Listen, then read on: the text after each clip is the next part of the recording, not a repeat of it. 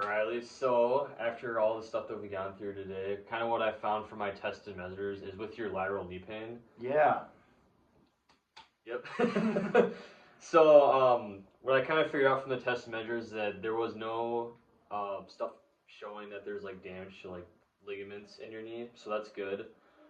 But with some of the other findings I found, because you said like when you're cycling, Yeah, it so you're hurts a doing lot when I'm biking. yeah, and also cross country skiing as well. You say is once you kind of get like 10 minutes in, Mm-hmm. that's when it starts to flare up right there. Yeah, for sure. Yep. So kind of what you've told me and what I found with like the test measures we did, that's pretty consistent with something called IT band syndrome. What is that, Blake? Yeah, that's a good question. So your IT band is actually a strip of tissue that goes from here and actually attaches on like the outside part of your knee right here. Oh, wow, so it's really long. Yeah, it is. Wow. So there's not like a whole lot. Like we do know some stuff about it, but the most recent theory is that the pain from this isn't from the actual IT band itself, but it's from the IT band compressing on fat pad that's in your knee right here, and that fat pad is just to help cushion other tissues. Okay. So what can I do, or what can we do in PT to make me feel better?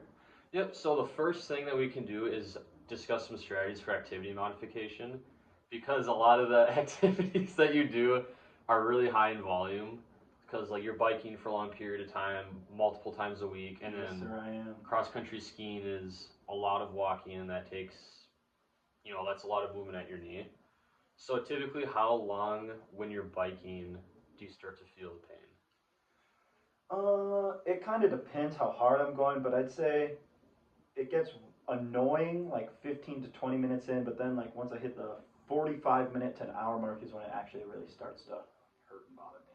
Okay, so on a scale of like 1 to 10, 1 being very little pain, 10 being most amount of pain you've ever felt, when you hit that 15 to 20, where would you rate that?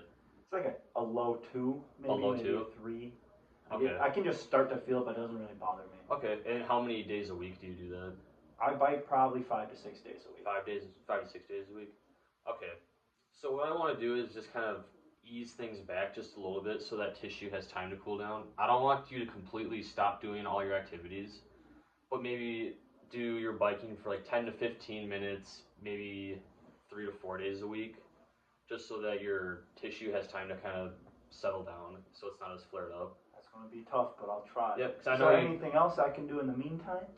Yep, so some stuff that we'll actually work on in a little bit is we'll do some strengthening so that way your tissue is able to handle like the load of biking and also that cross country skiing.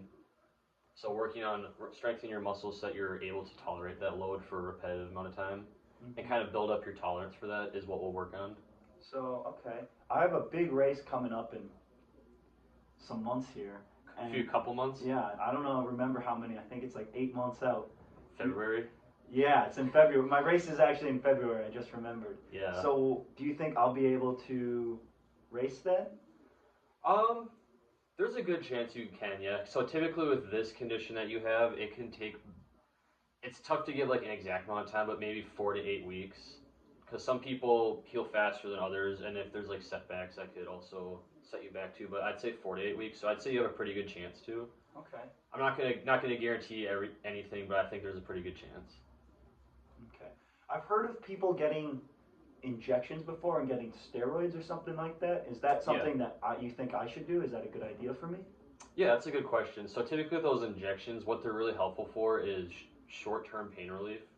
So they could last maybe like a couple weeks, depending on the person.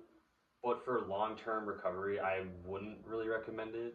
Okay. So I think with this condition, I wouldn't recommend the shot. Like you could definitely get it for short-term stuff, but I think where your pain levels are at right now, and like how much time you need to get to your race, I think we could easily treat this with conservative PT. Okay. I know other people I bike with all the time. They've had knee injuries or hip injuries, and they've went and got imaging done, like X-rays or an MRI, whatever that's called. Do you think I need one of those things?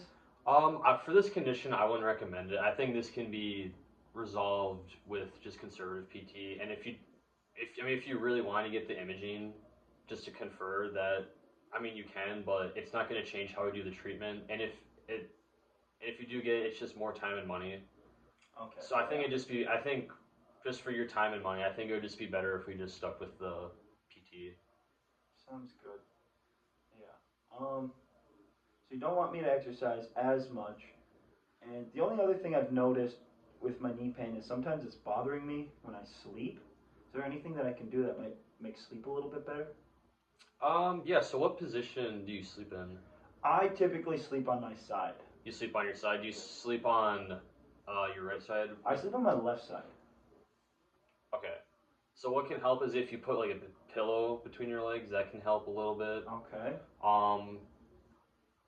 If you're comfortable sleeping on your back, Nope. nope, not doing Not that. gonna do that. That's not gonna happen. Yeah, so you can get like a pillow between your legs can help.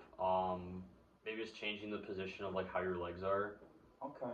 I'll give that. can help a little bit. Cause I understand too, because sleeping on your back is something I don't really do either. It's kind of hard to fall asleep that way. Yeah, I agree. Yeah. I ever since it's been bothering me, I massage it a little bit. You know, like I don't really massage it, but I rub it and it makes it feel better. Do you think going in and getting a massage is something that would help this? Is it worth the money? What do you think? I mean, if you can do it on your own and it helps, I'd just say just keep doing what you're doing. Okay. So I'd just say do that until it feels better. Because if you can fix it or if you can kind of help the pain on your own, I wouldn't really waste the time or money going to see someone else. Sounds good. Yeah, so you can do that until it feels better when you need to do that. So from everything you told me, it sounds like this isn't really the end of the world. It's kind of hopefully it will heal on its own slowly but surely. But do you think this is something where I might need surgery or? No, Okay. definitely not. I don't think so. Okay, sounds good. Yep, and then yeah, so we'll do the activity modification stuff, and then we'll do some strengthening exercises and some other stuff to help with the tissues that are mainly working during like your biking and running, and it will also help keep the other muscles and stuff around it strong, so that all those other ones don't get weak too. Awesome. So you want me to get stronger everywhere else, and that will make Yep. the pain feel less in my knee.